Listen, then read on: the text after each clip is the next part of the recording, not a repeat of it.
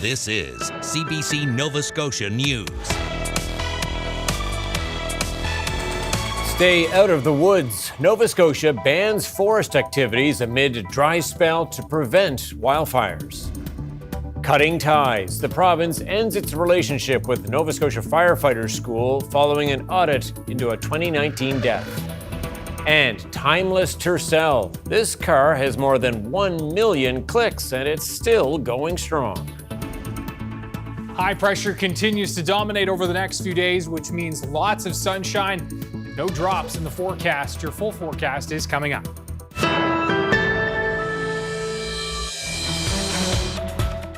Good evening. We begin tonight with new rules for Nova Scotians. The message: stay out of the woods or face steep fines. The dry weather is creating an extreme risk of forest fires, so the province is taking new measures and banning some outdoor activities to prevent the fires from happening. Parks Canada has also followed suit, announcing several closures and restricting activities. Here's the CBC's Carolyn Ray. The extreme fire risk has pushed Nova Scotia leaders to take big steps and ban some popular activities. Camping, hiking, fishing, using vehicles in the woods. It's all off the table as the smallest spark could be catastrophic in the tinder-dry conditions. I'm losing sleep about what's happening. And that's why we're here today. The Premier knows some people won't be happy with this plan to pull as many people from the woods as possible, but he says he has no choice.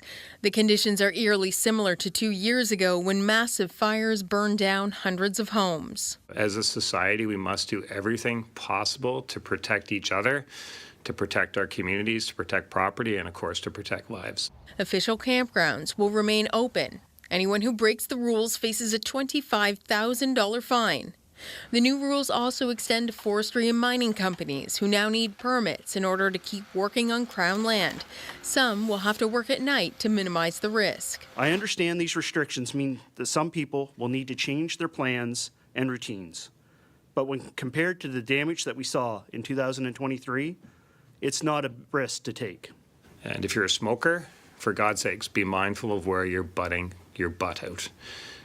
If you don't and you cause a fire, we will hold you accountable. For those who spend time in the woods, this is coming as no surprise.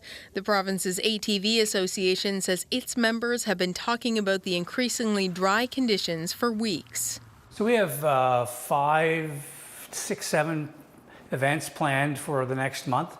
They're rallies and jamborees, that kind of stuff. They're all things that can occur later in the year. So it's a matter of waiting for the rain and then moving the dates so that they comply with the ministerial order. This is not a situation that will improve overnight. When the rain does come, it will take days of soaking to alleviate the situation and open up the woods once again. Carolyn Ray, CBC News, Halifax. Meanwhile, Halifax Water is asking customers to reduce water usage. The utility says conservation measures are necessary because of the lack of rain. Water levels in its supply areas have not been replenished, and those levels will continue to drop amid the current dry spell. Halifax Water has also announced the closure of all watershed lands to members of the public.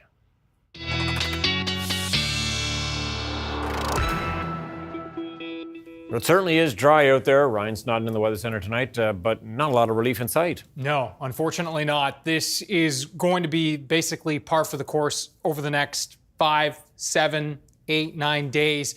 Unfortunately, Tom, as we look at the Canadian Wildfire Index map, this is a fire danger map, and you can see in yellow and red most of Nova Scotia that's high to even extreme fire risk for the province right now. So that's the forecast for tomorrow, and it will only continue to get worse because as we look at the rainfall outlook, running you through the timeline here, Wednesday, Thursday, Friday, Saturday, Sunday, some showers maybe over New Brunswick. Now we're into next week. Now we're a week from now, Tuesday, August 12th. It's not until the mid to late stages of next week that I'm seeing some signals with the forecast models that we may see a bit of a pattern change that would allow at least some wet weather.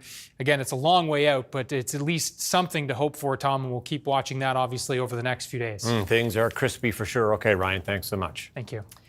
Nova Scotia is cutting ties with a firefighting school where a Truro firefighter was fatally injured in 2019. The province made the call after receiving a damning audit report about the facility. Taryn Grant with the details. 6 years after he died, there's something new to add to Skylar Blackie's legacy.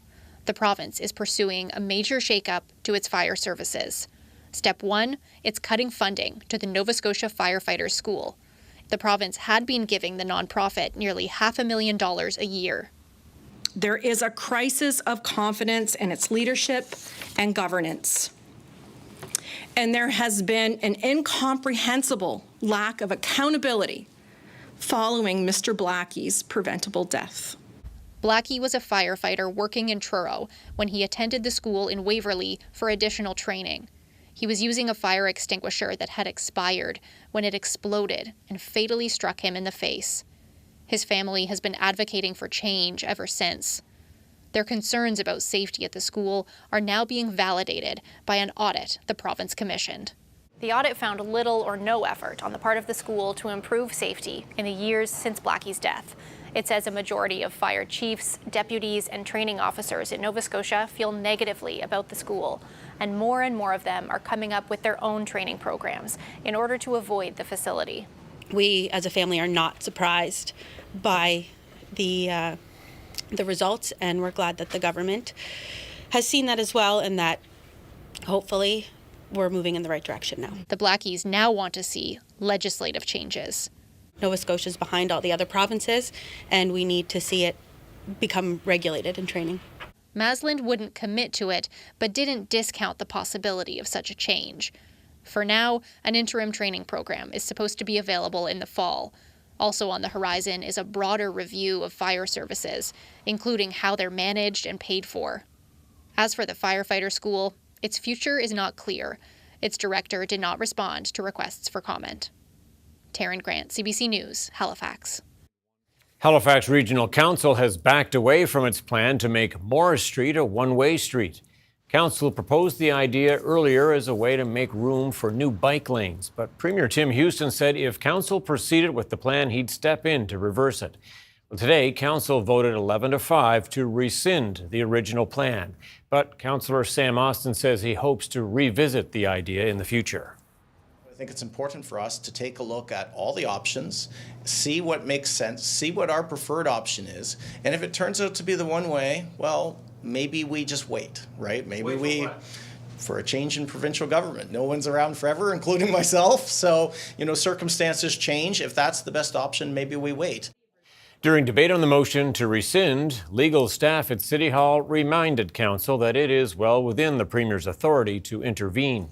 Bill 24, enacted earlier this year, gives the province sweeping powers over transportation and transit decisions. The NSLC's decision to remove American alcohol from its shelves means it has had to warehouse almost 600,000 bottles and cans. The liquor retailer pulled the booze in March in retaliation to tariffs imposed by U.S. President Donald Trump. The quantity and value of the alcohol are just some of the details revealed through a Freedom of Information request. The CBC's Richard Woodbury reports. Just days after NSLC staff pulled American alcohol from its shelves, a tally was made of how much product was removed. 587,153 units. This could be anything from a 50 milliliter bottle of alcohol to a 3-liter wine bottle. A senior NSLC official summed it up well in documents obtained by CBC. That's a lot of bottles. The retail value of that is almost $15 million. But just what is American? Take this bottle of Southern Comfort. Its name might conjure up images of the Big Easy, especially given the New Orleans reference on the bottle. It was initially pulled from the shelves, but it's produced and bottled in Montreal. And as you can see, it's back on the shelves. It was a similar story for Goldschlager, a cinnamon schnapps that includes gold flakes. It was initially removed from the shelves, but it's also bottled in Canada. And there's a reason why beer was not removed from the shelves. While brands like Budweiser and Coors are American icons, they have breweries worldwide, including in Canada. For example, the Olin Brewery in Halifax makes Budweiser products. The NSLC says since the American booze ban, there's been a noticeable increase in sales for Nova Scotia wine and spirits. And not many people are asking about the American alcohol either. I think overall, shoppers have been responding and looking for more local products and Canadian products overall. We do receive some questions, but I think the numbers are showing in our sales to say they are exploring products closer to home. Sales of Compass Distillers rum at the NSLC are up, but not gin, as its competitors are mostly European. The bigger difference from an NSLC perspective is simply that the NSLC and people in general are reminding us all that, buying local, buying Canadian is a better strategy. And so I think people are a little more focused in that respect. The lack of American product at NSLC shelves also applies to the private wine and specialty stores, as well as bars and restaurants. That's because those businesses must order product through the NSLC. The last time the NSLC ordered American alcohol was on January 2nd. Richard Woodbury, CBC News, Halifax. There was a dramatic rescue in an abattoir near Canning over the long weekend involving a pod of a dozen dolphins. The mammals were stranded in thick mud after the tide went out. Several people from the community jumped in right away using ropes and bare hands to try and free the animals as they called out in distress. The Marine Animal Response Society was also called in to lead the rescue with help from the Canning Fire Department. Rescuers used a dive boat to corral the dolphins back into deep water. Despite the tough work, one rescuer says they would do it all over again. A Nova Scotia man is the proud owner of a 1985 Toyota Tercel. He bought it in 1990 and says it's been a good, reliable car. It runs great in the snow and it's cheap to operate. Despite being 40 years old, the car is in mint condition. But there is one thing wrong with it. The odometer doesn't go up high enough. The CBC's Frances Willick explains. Andy Campbell's ride may not look like much to your average driver. Maybe a bit dated, a bit low-tech, a throwback to an earlier time when cassettes were in vogue and backup cameras were just a gleam in a car designer's eye. But if you take a closer look, you'll see there's something special about this 1985 Toyota Tercel. Not only does it run perfectly, not only is it pretty much in mint condition, look even closer. The only thing wrong with this Tercel is that the odometer doesn't go up high enough. It says 253,000 kilometers, but it's missing a 1, as in 1 million. This car has more than 1.25 million kilometers. So I am looking for the next million, but I don't know if I'm going to live long enough. Don't believe him? He's got proof, and he carries it with him wherever he goes. There's one of all of the 9s and the 0s, right? See, the 1.6 kilometer. Brand new car, man, 1 kilometer on it, right? Campbell bought the car in Halifax for $2,500 around 1990. Over the years, he stashed away enough spare parts to try to keep it going for 1 million more. There's heater motors, radiator fans and stuff, right? Just things that I hope I never will have to use again, but if I do, instead of going to Toyota, I come here. Except for the front end alignment, he does all the maintenance himself. Almost everything has been replaced or repaired. Campbell says the body is probably the only original part left, and that's had work done on it too. That car is for me to use. If I got to get up in a snowstorm and go to Halifax or Elmsdale or whatever it might be, I can go with it. Campbell says although the 85 Tercel has seen a lot of road, he mostly just takes it around the Maritimes or sometimes to Newfoundland. But he does have a backup vehicle just in case. Would you like to see my new car?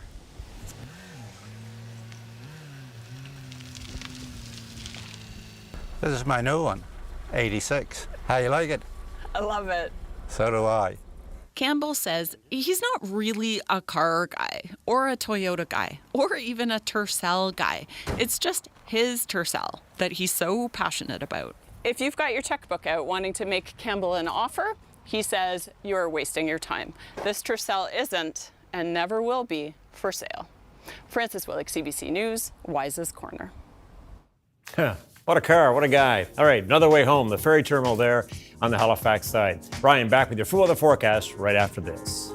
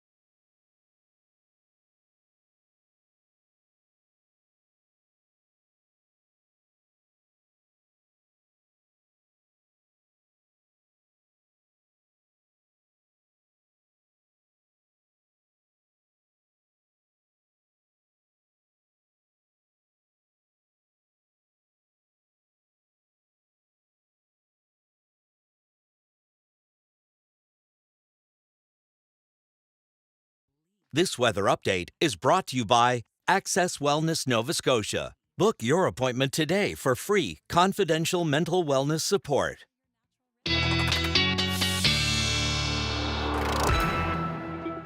All right, let's talk weather and just how dry it is. Lots of talk, Ryan, as we saw in the newscast, the province and Parks Canada putting out restrictions on parks and land use in this province. And now the municipality of HRM saying they're putting restrictions in place for wooded parks in the city as well. So lots of people beginning to try to get their head around how we could prevent forest fires in this province, given the dry conditions. Yeah, and as I mentioned earlier, that fire danger map is high to extreme all across the province. So there's really no corridor that's not unsafe. Yeah. You know, everything's at risk right now. So be safe if you're heading out.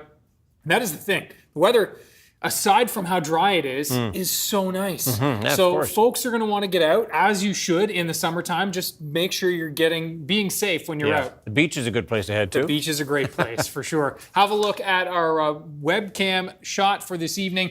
And yeah, you can see in Lower Truro here, that sky looking pretty blue. And I know I just looked at the satellite, and actually the webcams right along the Atlantic coastline. You can still see some of that wildfire smoke in and along the Atlantic coastline, but it's starting to clear. And that shot right there shows us that things have cleared in Truro.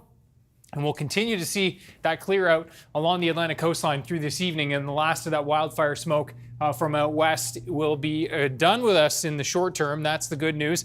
Temperatures, you can see, not too warm today. Also a bit of relief there. Dew point values, not too sticky, although a little bit creeping up there along the Atlantic coastline in through the Lunenburg area right now, with the dew point near 20. Now, satellite radar picture, very quiet. There's the frontal boundary moving its way out, and that is helping to direct Tropical Storm Dexter, which will not be an issue for us. I hate to say it, but we could actually have used the rain from this tropical system moving its way out into the Atlantic. I know that's the other thing. When we do get rain, it's not going to do us any good, really, to have it come all down in one shot, because the ground is hard as a rock right now. So if it comes down in a big shot like that, it's just going to hit and run and not soak in. We're going to need that nice, slow, steady rain for a couple of days to reverse this thing and get us in the right direction. Now, as we look at the couple of weather systems out west, yeah, those really aren't going to help us either. We're in this for the long haul. As we can see, temperatures right around the low to mid 20s across most of the country right now. The hottest of heat still off to the U.S. south. Now, as we look at the temperatures for tonight, we're going to be in the 12 to 13, 14, 15 range with those light north to northeasterly winds. Similar story in through Cape Breton. Watch your clouds moving out with that north to northeast flow overnight into tomorrow. That is really going to be just setting us up for a beautiful day. Throughout the day, temperatures will creep up into the low to mid 20s. That northerly flow will be keeping temps a bit cooler here along the Atlantic coastline. But again, water temperatures near 20, onshore flow, and so we'll be right around 20 Inverness County in through the North Shore as well. Squeaking up towards 22, 23, 24 degrees for southern parts of Cape Breton and along the Atlantic coastline. 22s from Tatamagouche through New Glasgow, Pictou County, into the mid-20s, in through central parts of the province. And one of our hotter spots likely will be in and around Keji tomorrow. A light sea breeze setting up here into the afternoon along the south shore, keeping temperatures near 20 there. Yarmouth should be a pretty nice 24 degrees for tomorrow. High pressure will continue to dominate, as we said, for Thursday. Temperatures creeping up with those lighter winds. We should pop into the 26 to 27, 28 range in a few good spots for Thursday. That area of high pressure fades off to the south, and you can see for Friday, note some wet weather building into the region, but that high is going to break that down, and that will not be rolling into our region. This is also an indication of how dry it's going to be over the next few days. No mugginess really to speak of, creeping up a little bit Sunday and into early next week. And that's where we're kind of hopeful that maybe a signal change here, a pattern change Sunday into Monday of next week with the humidity creeping up, that maybe we can get at least some showers in the mix. Not seeing a whole lot right now. In fact, very rarely show this, but this is just a long range model outlook just to show you. So there's Sunday, Monday. And again, not much being indicated here, but hopefully a pattern change with this next front coming over a week from now, next week, mid next week, with a little more southerly flow, getting some of those shower chances into the mix, and maybe a front or two. That's really, I know, a long way off, Tom, but that's where we are right now. Yeah, let's hope for it. Okay, Ryan, thanks for that. Thank you. Well, Nova Scotia farmers, researchers, and companies are exploring whether a type of organic material can help support agriculture and the climate. It's called biochar, and it's made by turning organic material into a form of stable carbon. Maura Donovan reports. On a rolling vineyard in the Annapolis Valley, Agriculture and Agri-Food Canada research scientist Vicky Levesque examines where the soil beneath grapevines is littered with charred wood. So here it's a silty clay soil, I could say, and I mean, it's with the particle size that we are using here, it's perfect. This material is called biochar. Biochar uses high heat to turn organic matter into a charcoal-like material that can store carbon in the soil long term. It also helps soil health, which is why biochar has been applied on these vines after growers raised concerns with the state of the soil. In average, the biochar will play a role to improve the soil aeration, reducing the soil compaction. Because the biochar has negative charge on his surface, it will be able to retain nutrient and water on its surface. In this study, scientists will examine these benefits to soil health at 11 grapevine sites in the valley, as well as biochar's impact on carbon sequestration. These potential benefits are why the United Nations has said biochar is a promising tool for maintaining a stable climate. Biochar also helps address another problem. Sawmills in Atlantic Canada, these giant piles of wood chips and shavings and bark building up. It's not a great environmental circumstance. This is Peter LeBlanc with RDA Technologies, Inc. LeBlanc says since the closure of Northern Pulp, sawmills in the province have fewer places to send their residual wood. After the lumber, usable lumber is cut out of the tree, then there's the perimeter materials, the bark, the shavings on refining the lumber itself, and the wood chips and sawdust that is at risk of going back into the form of CO2. So when LeBlanc heard of a company in Poland turning wood waste to biochar in special reactors, he saw an opportunity. RDA Technologies is now working to bring those reactors to Nova Scotia.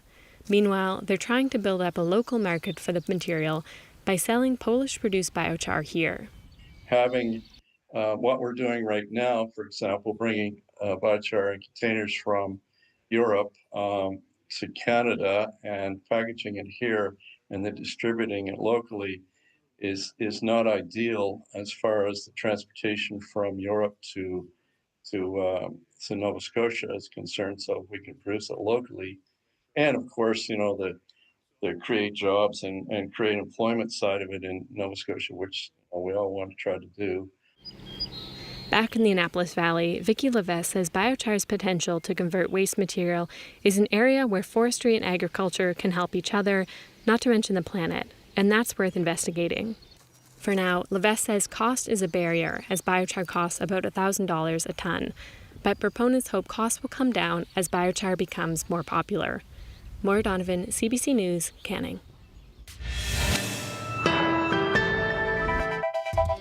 Coming up, we speak with the sister of Skylar Blackie about the province severing ties with the Firefighter school.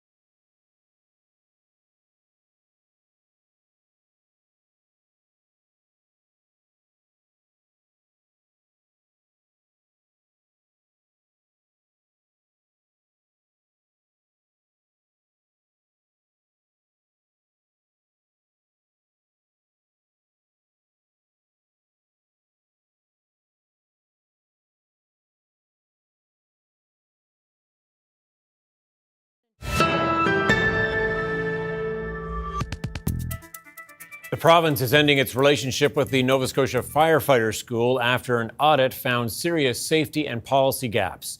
In 2019, Skylar Blackie was killed during a training exercise when an expired fire extinguisher exploded on him.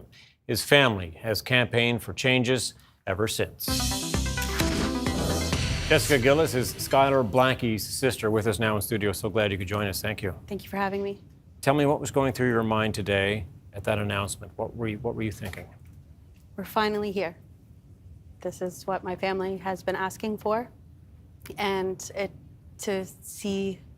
was hard to see it in black and white, the amount of just lack of governance, lack of safety, lack of leadership at that school. We knew it, but to see it in black and white in that report is disheartening. But the fact that the government has taken it seriously and is cutting ties, this is where we need it to be. You've been ringing this alarm for a long time, ever since your brother's death. What can you say about the process, the amount of time, what it took to get to this point? It's taken a lot of time, but our family was adamant that we wait for the judicial system to run its course, for the school we waited for them to take accountability, for them to take their sentencing seriously.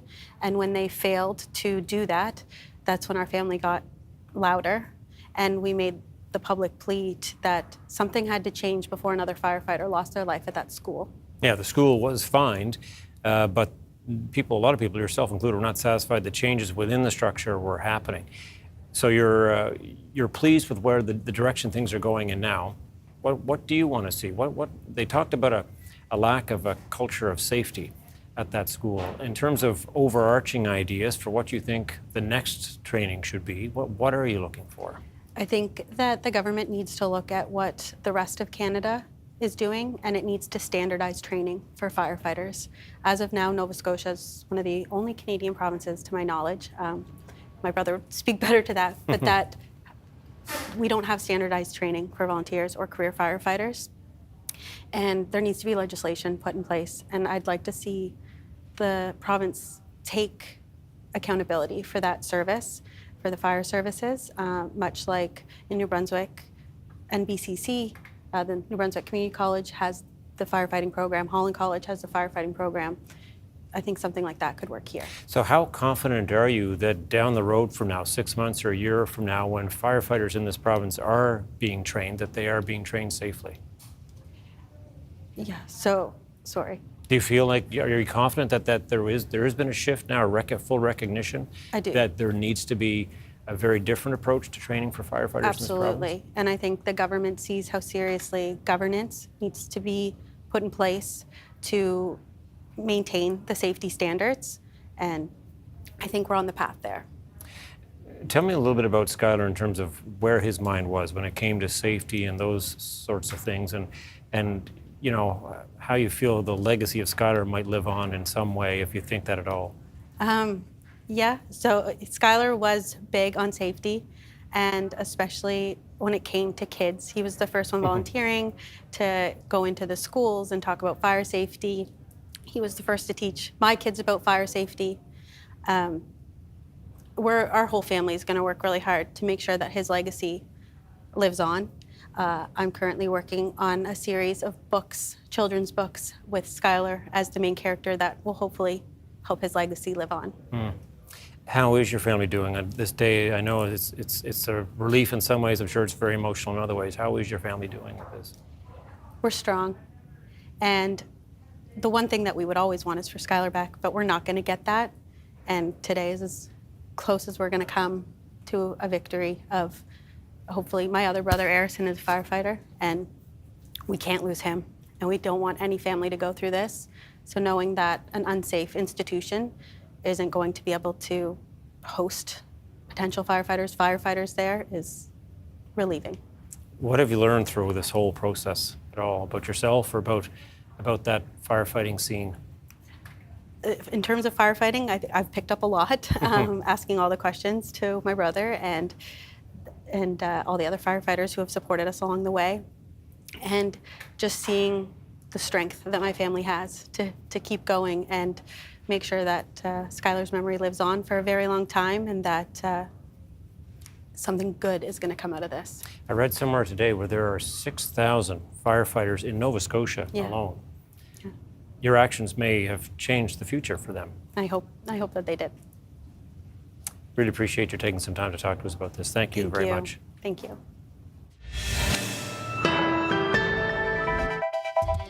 Coming up, after another tariff hike from Donald Trump, Ottawa announces new measures to support Canada's lumber industry. And the U.S. Coast Guard releases its damning final report on OceanGate, calling the fatal Titan disaster preventable.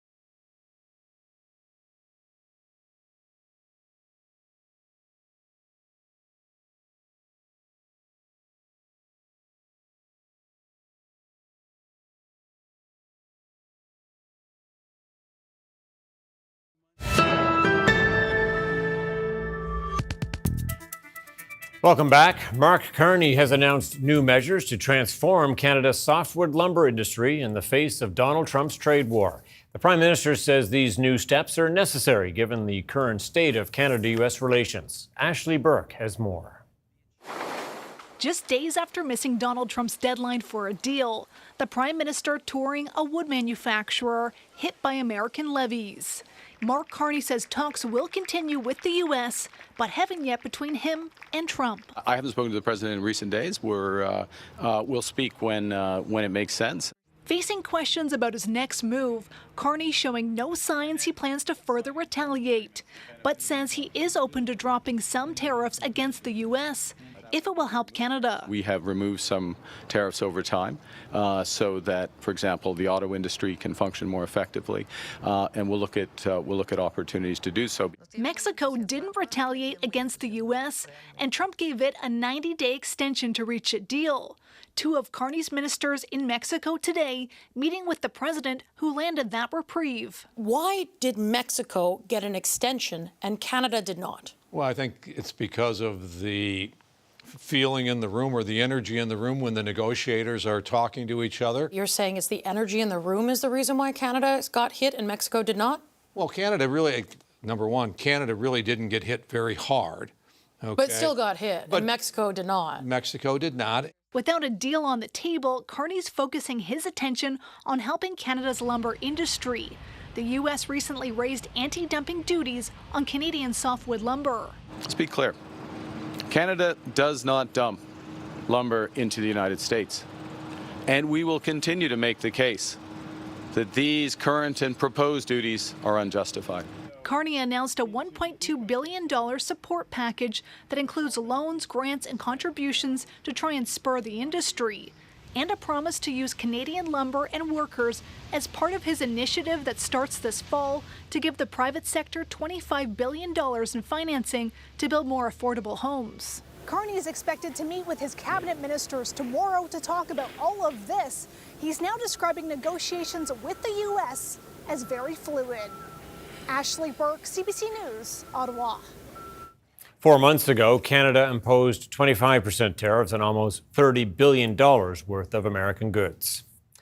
There's fresh criticism of the ill-fated Titan submersible and the company behind it. The final report from the U.S. Coast Guard has concluded that the disaster was preventable. The CBC's Thomas Dagler has the details.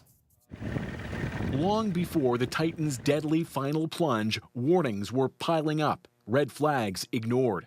In a scathing new report, the U.S. Coast Guard blames the sub's owner, OceanGate, for a safety culture and operational practices that were critically flawed, plus a toxic workplace where staff would be fired for expressing concern. How does it compare to any other company you've dealt with before? I would say that OceanGate's culture was one of the worst from a safety perspective. The sub, carrying 5 people, was on its way to view the wreckage of the Titanic in 2023.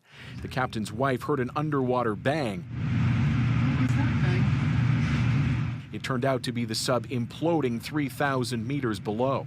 By then, the Titan had been stored outside in St. John's, exposed to the elements all winter, a move the report says likely exacerbated weaknesses in the adhesive. I just knew if they just kept carrying on the way they were going, there would be an incident. The Coast Guard spent 2 weeks last year hearing damning testimony, like this from a former OceanGate contractor. Every question I asked about any of the engineering or design, the answer was never, well, here's the data, here's the analysis we did, here's the testing. It was always, well, this is what Stockton wants. Stockton Rush, the company's chief executive and captain of the Titan, misrepresented the sub as indestructible. Now, U.S. investigators say were he still alive, Rush may be facing criminal charges, with his negligence leading to the deaths of 4 others. I lost a good friend. I just felt, in my heart, this wasn't the way to do things. The family of one victim says they'll press on with their lawsuit filed against OceanGate. As for the company, it says it's no longer in operation. Thomas Dagler, CBC News, Toronto. Drones are changing the face of modern warfare, but the Canadian military is lagging far behind other NATO countries when it comes to their use. While some allies have had them for decades, Canada won't get its first until 2033. Evan Dyer has more. There's a new arms race in the air, on the land, even on 4 legs.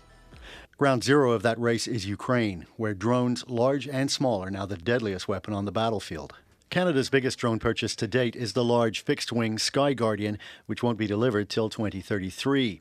Those big drones have a role to play, but that's not where the greatest innovation is happening right now. It's these kinds of smaller drones that can get up close and personal, from about this size up to the size of a small car. Conventional military procurement involves expensive factories and years-long timelines. Drone innovation is completely different. The sheer scale of their production, some of the ways that from guys in their garages who are actually streamlining 3D printing and turning out quantities of these UAVs you wouldn't have thought was imaginable. The Ukrainians, of course, have taken that to an extreme level, right, where we're seeing crowdsourced efforts from the civilian population building drones or parts of drones and sending them to the front line. Canada's military is trying to get some of that same energy by issuing challenges to industry and letting them come up with solutions.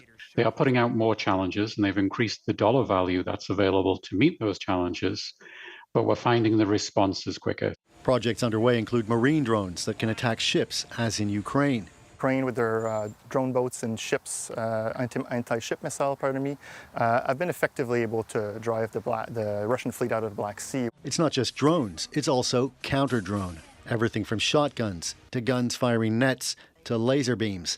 Some of it being tested at a place called the Sandbox in Suffield, Alberta, including directed energy weapons that burn a drone in midair. We've got the skills here, we've got the know-how, we've certainly got the need. So if we're already ahead in drones and robots and we can keep our pace with AI, putting those together definitely makes us an international powerhouse. Lost on nobody is that Canada is a very large country with a small military. Drones have the potential to give this country a much tougher defense. Evan Dyer, CBC News, Ottawa. Cases of Lyme disease are rising in Canada, expected to top more than 5,000 cases alone this year.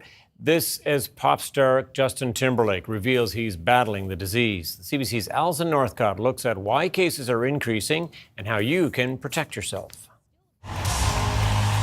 As his world tour came to an end, amid criticism from some about lackluster, low-energy performances, singer Justin Timberlake revealed he'd been diagnosed with Lyme disease. Living with this can be relentlessly debilitating, he wrote on Instagram, adding he was shocked by the diagnosis, but at least I could understand why I would be on stage and in a massive amount of nerve pain or just feeling crazy fatigue or sickness.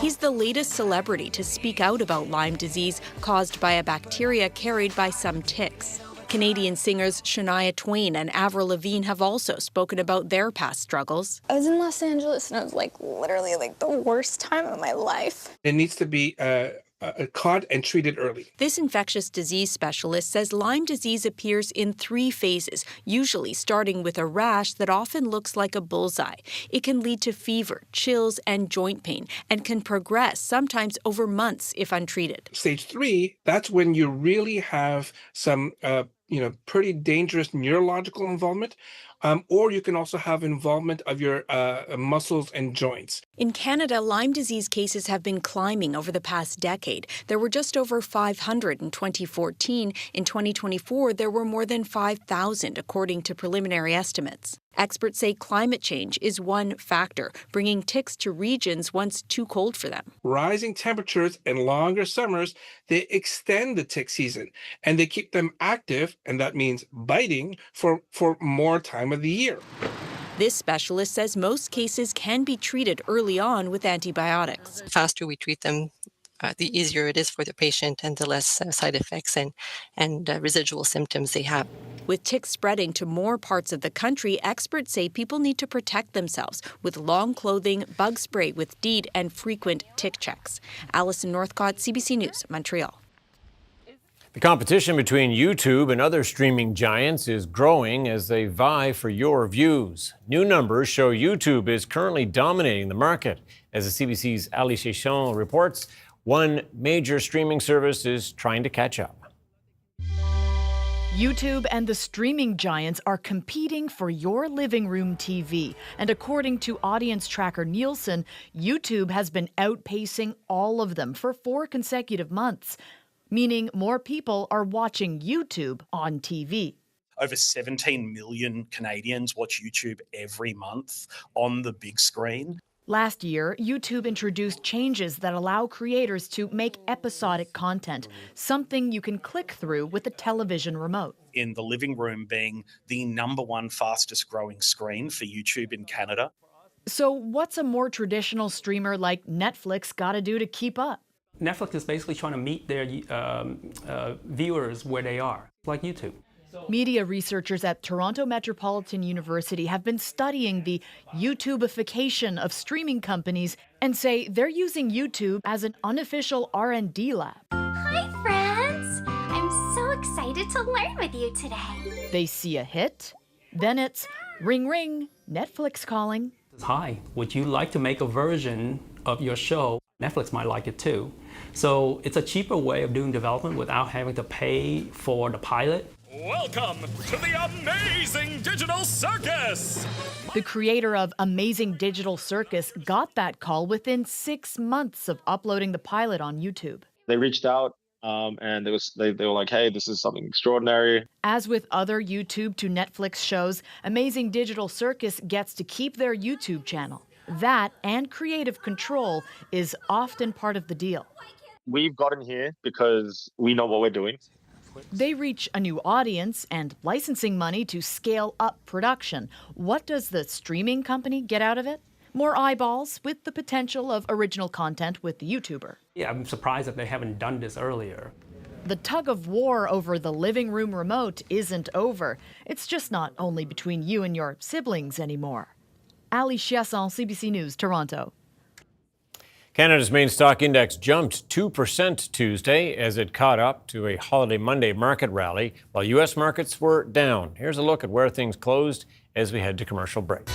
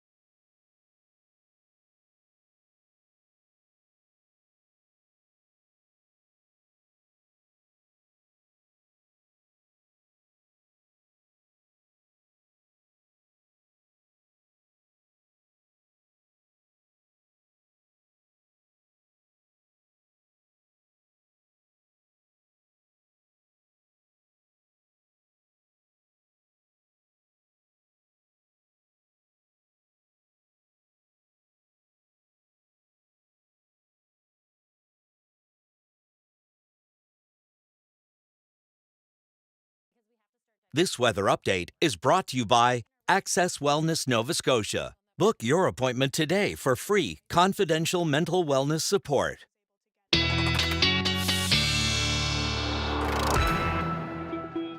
Well, we are in the dead of summer for sure right now. Lots of sunshine out there. We're talking about the dry conditions, but yeah, this is summer full tilt. Yeah, for sure. And hoping for a few drops in the forecast. Not going to happen in the next 7. Next week, cautiously optimistic that we'll see a bit of a change and at least add in some wet weather. Have a look at our viewer picture of the day. We're going to zoom in, and if we didn't need any reminders of wildfires and the risks, boy, the last 24 hours is really provided it, the last 36 hours. This is the sunset last night from Janice Young, and of course this coming from the fires from out west, the smoke out west, working its way here. And Janice with a terrific shot from Porter's Lake. Yeah, it's like artwork, but it's not normally like that, is it? No. And thankfully that wildfire smoke on its way out, thanks to that light northerly flow that's in place overnight tonight in through Wednesday. Temperatures ranging between 22 and 25 degrees, 20 to 24 degrees across Cape Breton with those light winds. And then for Thursday, we're looking at temperatures a little bit warmer. We'll range between about 25 and 28 on the mainland. Again, a bit cooler in the onshore winds, 23 to 26 across Cape Breton.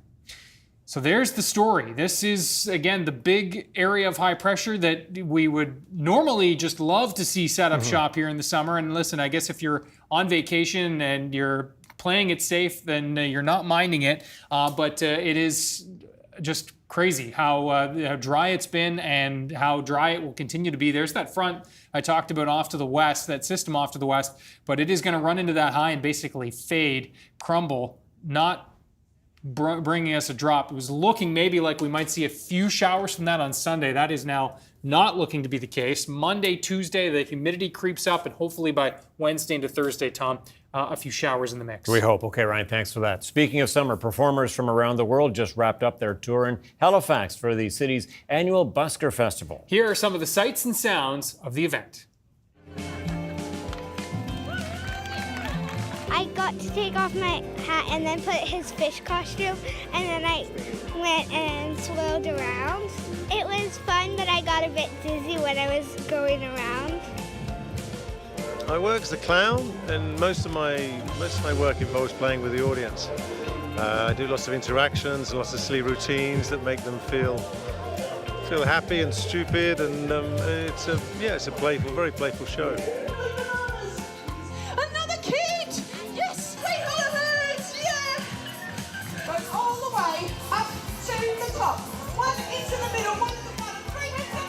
It was so fun.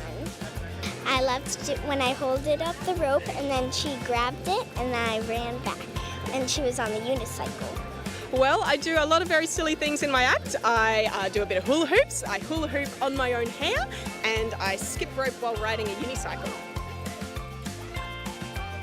It was so fun and I loved it. And yeah, I'll come here again next year, I'm pretty sure. Yeah, always fun when the Buskers come to town. Yeah, definitely. That's it for us tonight. Thanks for watching. We'll see you next time. Take care.